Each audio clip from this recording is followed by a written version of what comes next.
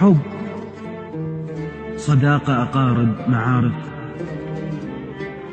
لا تفرح إذا تجمعت عندك كل هذه العلاقات، لأن راح يجي يوم تلقى نفسك وحدك.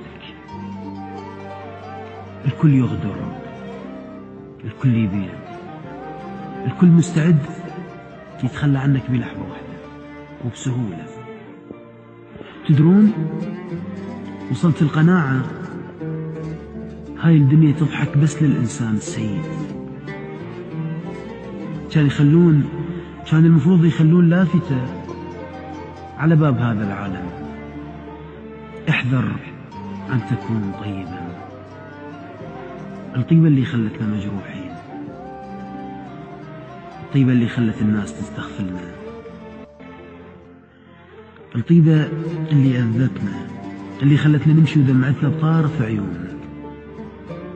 كل واحد بينا سائل هذا السؤال: أنا المو زين؟ لا حبيبي، أنت زين. وبلحظة اللي تقرر تكون مو زين راح تشوف الدنيا زينة. والسؤال الأهم: شنو اللي خسرته بسبب طيبتك؟